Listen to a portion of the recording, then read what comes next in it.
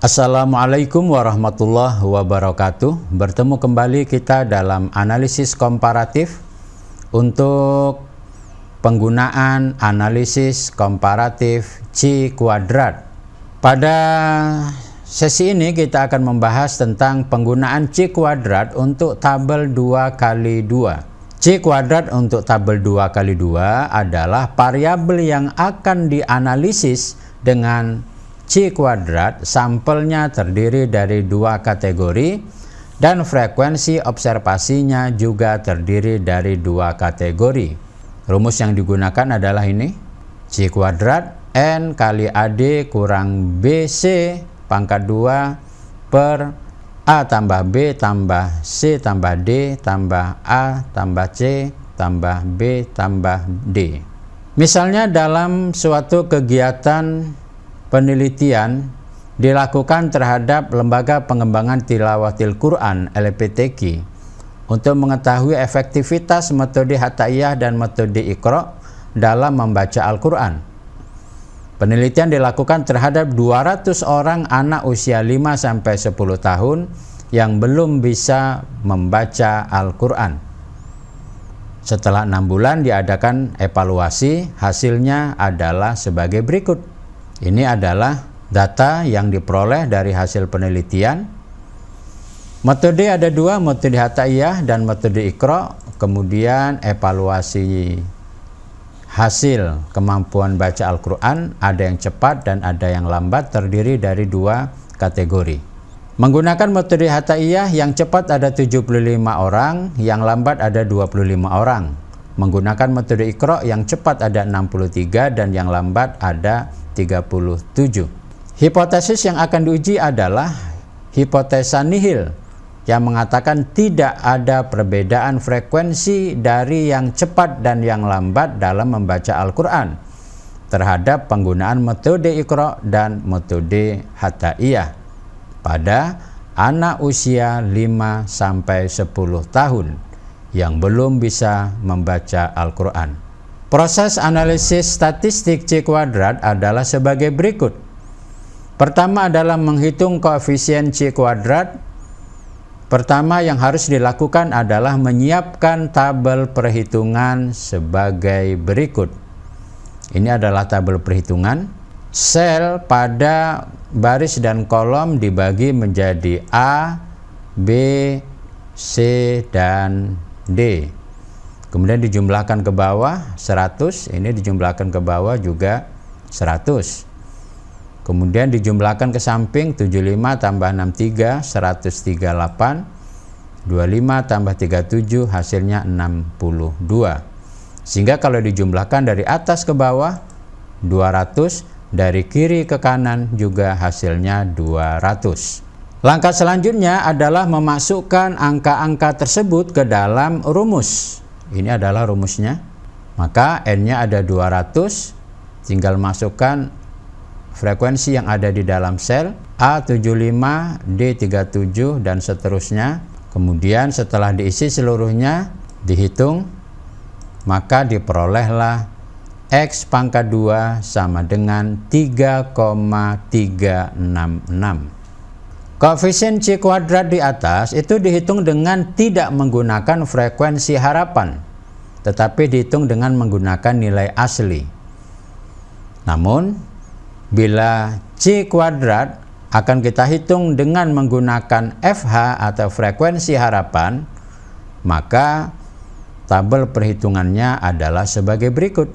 Nah, ini adalah menggunakan FH. Ada kolom tambahan FH. Dari mana FH ini diperoleh? Cara mencari FH adalah, ini rumusnya, FH sama dengan FB kali FK dibagi sigma FA, di mana FB adalah jumlah frekuensi baris pada sel yang dicari, FK jumlah frekuensi kolom pada sel yang dicari, sigma FA jumlah frekuensi akhir pada tabel. Sel A FB-nya 138, sigma FB, sigma FK 100, kemudian sigma FA adalah 200. Maka 138 dikali 100 bagi 200 dapatlah 69. Begitu cara mengisi untuk berikutnya. Kemudian FO kurang FH tinggal dikurangkan 6. Ini dikurang ini hasilnya 6. Ini dikurang ini hasilnya min 6, min 6 dan 6. Kemudian dikuadratkan hasilnya 36. Jadi ini 6 dikuadratkan, 6 kali 6 dapat 36. Min 6 kali min 6 hasilnya 36. FO kurang FH pangkat 2 per FH, maka dapat seperti ini. Jadi kolom ini dibagi dengan FH bagi ini. Dapat ini. Begitu juga yang di bawah. Selanjutnya dijumlahkan hasilnya 3,366. Hasilnya sama persis dengan menggunakan nilai asli dan dengan menggunakan FH. Setelah nilai C kuadrat diperoleh, langkah selanjutnya adalah memberikan interpretasi terhadap koefisien C kuadrat tersebut. Pertama menghitung df, ini df-nya. Df diperoleh dari B kurang 1, K kurang 1. Jadi B-nya ada 2 kategori, K-nya juga ada 2 kategori. Di mana B sama dengan baris dan K sama dengan kolom. Jadi barisnya ada 2, kolomnya juga ada 2. Maka dapatlah df-nya sama dengan 1. Langkah selanjutnya adalah melihat tabel C kuadrat dengan DF sama dengan 1. Maka pada taraf signifikan 5% 3,84, kemudian 1% 6,64. Dengan demikian 3,366 lebih kecil dari harga tabel C kuadrat baik pada taraf signifikan 5% maupun 1%. Kita lihat ini tabelnya. DF1 5% 3,84 dan 1% 6,64. Nah, dengan demikian hipotesa nihil yang menyatakan tidak terdapat perbedaan diterima dan hipotesa alternatif ditolak.